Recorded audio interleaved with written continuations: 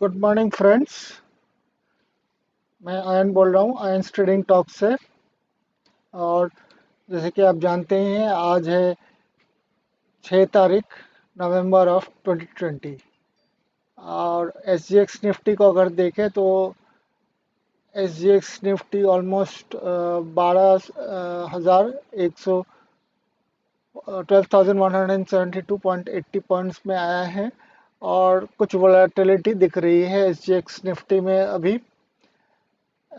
कल के दिन यूएस मार्केट ने फिर से हाईज टच किया है।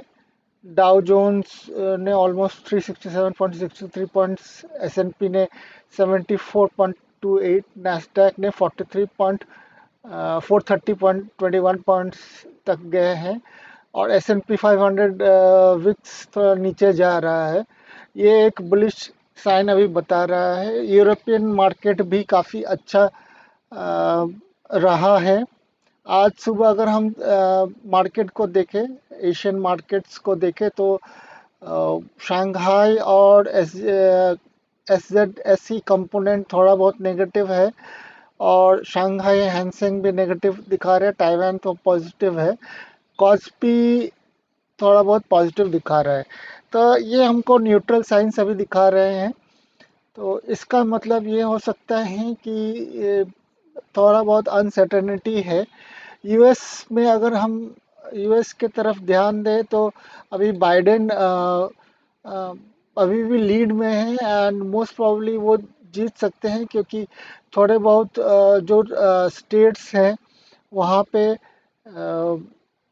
बाइडेन की जीतने की संभावना है। जैसे कि नेवाडा है, नेवाडा में बाइडेन 49.4% है। थोड़े बहुत स्टेट्स है जहाँ पे ट्रंप आगे जा रहा है।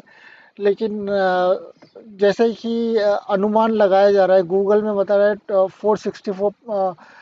264 उन्होंने वोट्स लिए हैं। बट हो सकता है कि in reality it is only 17 votes और समथिंग। बट बाइडेन ऑलमोस्ट पास में है। एंड अगर हम देखें सेनेट में अभी रिपब्लिकन पार्टी का ही ज़्यादा वेट है। तो अगर हम थोड़ा बहुत कंपैरिजन करें तो अगर प्रेसिडेंट डेमोक्रेटिक पार्टी का रहा और सेनेट में जो कि हमारे हिसाब से हमारे अकॉर्डिंग अगर कंपैरिजन किया जाए तो राज्यसभा होता है। अगर तो हो सकता है कि कोई भी पॉलिसीज़ अगर डेमोक्रेटिक बनाता है तो रिपब्लिकन पार्टी उसको अपोज कर सकता है। तो इसमें प्रॉब्लम ये होगा कि कोई भी पॉलिसीज़ को पास करना डिफ़िकल्ट रहेगा या फिर ऑलमोस्ट इम्पॉसिबल रहेगा। अ, हम ये अभी ऑलमोस्ट 847 है। और एस सी एक्स निफ्टी में थोड़ा बहुत गिरावट होने की संभावना दिख रही है। हम निफ्टी को आगे देखते हैं। निफ्टी कल गैप अप होने के बाद नीचे नहीं आया और ऑलमोस्ट फ्लैटिश ही रहा। और 211 पॉइंट्स के ऊंचाई के साथ रहा। ये निफ्टी अपने ऑल टाइम हाई से थोड़ा ही नीचे है। ऑल टाइम हाईज निफ्टी में अगर हम देखें तो ऑल टाइम हाईज ये 12,429 के आसपास गया था। तो हो सकता है कि निफ्टी अपने ऑल टाइम हाईज को टच करने की कोशिश करे। बट मुझको लगता नहीं है कि अगर हम डेली चार्ट्स को देखें तो डेली चार्ट्स में मुझको वीकनेस दिख रही है, despite it rising so high, because the candles are very small and it is not really backed by volume, because uh, ये छोटे कैंडल्स बेसिकली बता रहे हैं कि बायर्स और सेलर्स में काफ़ी स्ट्रगल हो रहे हैं। एंड अगर आप देखें फास्टेस्ट और अदर फास्ट मूविंग एवरेज से ये काफ़ी डिस्टेंस में है।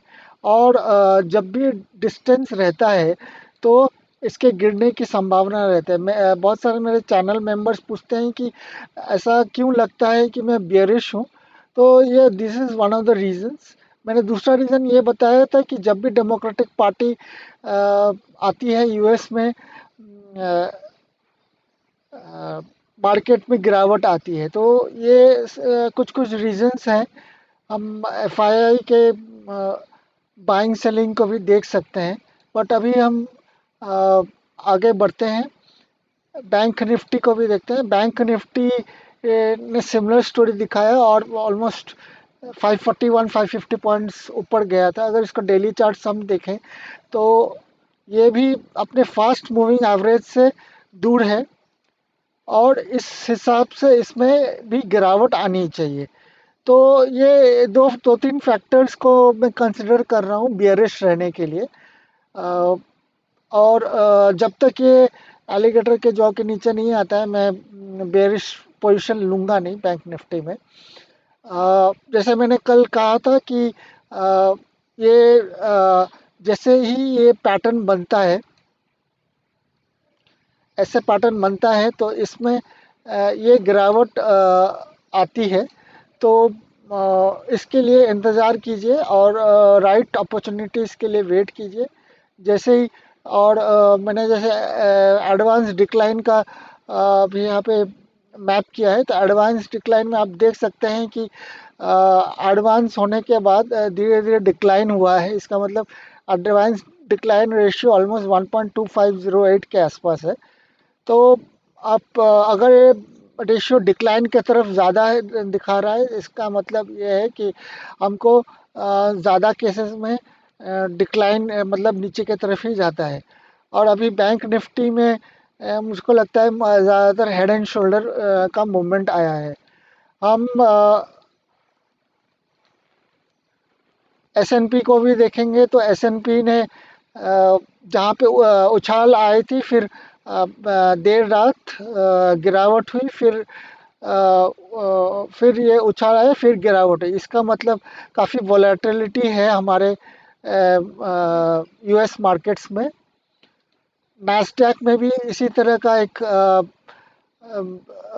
बर्ड टाइप बना था, जो कि हम कह सकते हैं कि एक M M shaped candle pattern बना है। इसको हम डेली चार्ट में देखें तो डेली चार्ट में वापस जो मैं बोलता हूँ कि 10 ईएमए से दूर रहता है, तो 10 ईएमए से जब भी दूर रहता है, और वेदर ऑन डेली चार्ट्स और वीकली चार्ट्स, आपको इसमें गिरावट आने की बहुत सारे चांसेस रहते हैं।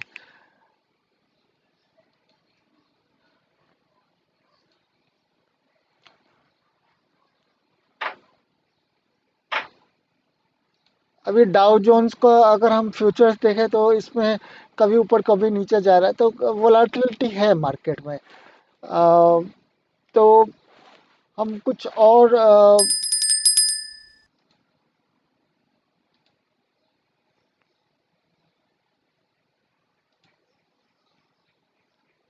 अ, मैंने अभी शॉर्टलिस्ट किया है दो स्टॉक्स।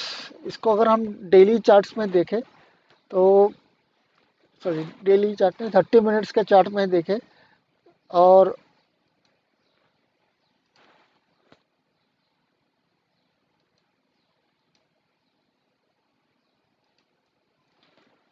इस पे हम नया सपोर्ट लाइन खींचे,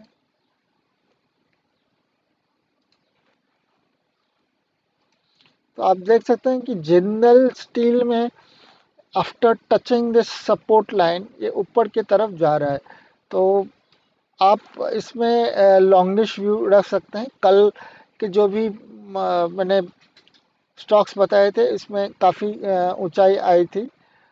मन्नापुरम अगेन, इसमें मैं नया सपोर्ट लाइन लेता हूँ। आप इसको करना है तो विक्स के साथ इसको पैक कीजिए। जब भी ये सपोर्ट लाइन पे जाता है, फिर ऊपर आता है, फिर नीचे जाता है, फिर ऊपर आता है। तो अगर यहाँ पे वापस सपोर्ट लाइन में जा रहा है और वॉल्यूम आ रही है, तो आपको इसमें लॉन्गिश व्यू रखना चाहिए। मैं कुछ कल मैंने सन टीवी में 100 शेयर्स लिए थे, तो मेरे इसमें आएंगे तो ऑलमोस्ट देखिए इसमें 5.64, कल ऑलमोस्ट ये 6% तक ऊपर गया था। तो this is one good stock that you can have in your portfolio. तो that is it for today. आप अच्छा ट्रेडिंग कीजिए। मैं लास्ट में एक डिस्क्लेमर देता हूँ कि I am not a SEBI registered adviser. आप जो भी ट्रेड ले रहे हैं अपने डिसीजन से लीजिए, अपने रिसर्च से लीजिए। Don't get into the trap of scammers जो आपको गलत व्यूज़ दे रहे हैं। मैं ये वीडियो एंड करने के पहले एक पर्टिकुलर पर्सन को इंडिकेट करूँ। मैं नाम नहीं लूँगा। कल मैं थोड़ा बहुत डिबेट हुआ ऑन द यूएस मार्केट। तो according to him one has to live in US to know about US. ये गलत बात है because you can read about the markets, you can watch news, you can watch talk shows to know about foreign lands, about what is happening there. That's why newspapers are there. That's why articles are there. Just because you do not know, just because आपको पता नहीं है, इसका मतलब ये नहीं है कि बाकी लोगों को पता नहीं होना चाहिए। सो आप अपनी तरह से दूसरों को भी बेवकूफ़ न समझें। और ऐसा मत समझिए कि आपका रिलेटिव अगर यूएस में रह रहा है तो इसका मतलब ये नहीं है कि उसी को ज़्यादा मालूम होगा, बाकी किसी को मालूम नहीं होगा। आप अपना नॉलेज बेस बढ़ाइए। हो सकता है आप यंग हैं, आपको ज़्यादा मालूम नहीं है, बट आप अपना नॉलेज बेस बढ़ाइए और दूसरों को बेवकूफ़ ना समझें। तो ये कहते हुए मैं क्लोज़ कर रहा हूँ कि लोगों को अपना नॉलेज बढ़ाते रहना चाहिए और मार्केट और बाकी सब जगह से अपना इंटेलिजेंस बढ़ाइए, ग्रो कीजिए और मार्केट से प्रॉफिट करते रहिए। Thank you all my subscribers and all my friends in my telegram group, in my discord group. मैं सून मेरा प्लान है कि मैं अपने टेलीग्राम ग्रुप और डिस्कॉर्ड ग्रुप के साथ लाइव चैट्स कर सकूं ट्रेडिंग टाइम में and post trading hours chat कर सकूं। तो ये एक मैं न्यूज़ देना चाहता था। Thanks. Have a happy trading day.